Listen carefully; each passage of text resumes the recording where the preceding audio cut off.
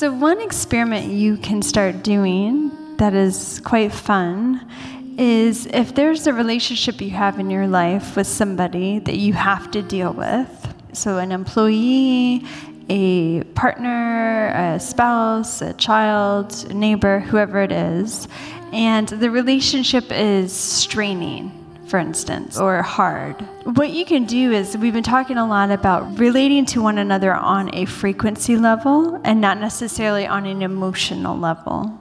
Like, they acted crazy to me, or they're rude to me, how dare them. So if you start thinking in terms of frequencies and vibrations, like their vibration was low today, okay, so how can I add to that exchange to raise the frequency? Because when I raise the frequency or I increase the vibration, they're going to respond differently. And so one unique, fun experiment you can do, and it allows you to kind of see your own power in action, is to start chanting at that person.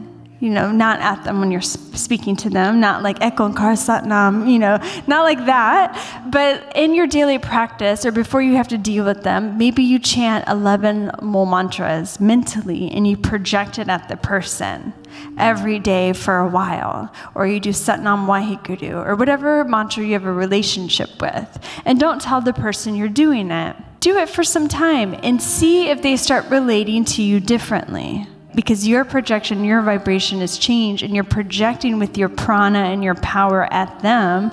And so, depending on how strong you are, but you should see a change in them. Can we try it?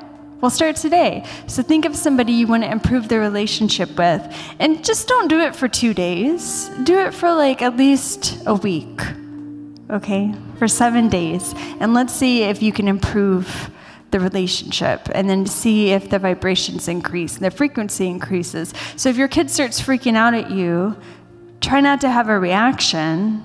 They're acting emotional. They're at a low frequency. This is a low frequency behavior, a low frequency response. I have to add a higher frequency to this exchange. Do you see how it removes the emotion and commotion out of the situation? And then the relationship will dramatically improve, and everyone will relate at a higher frequency. But pick one person, or it could be a situation. Let's say you want somebody to call you. One girl was like, she came to Immense Grace. She was this young lady in her 20s, and she really wanted this guy to call her back. They went on a date, they met on Tinder, and she was like, I really wanted him to call me back. And I'm like, well, why can't you call him? She's like, Mandef, it doesn't work like that. I can't call him. I sent him an emoji, and he did not respond.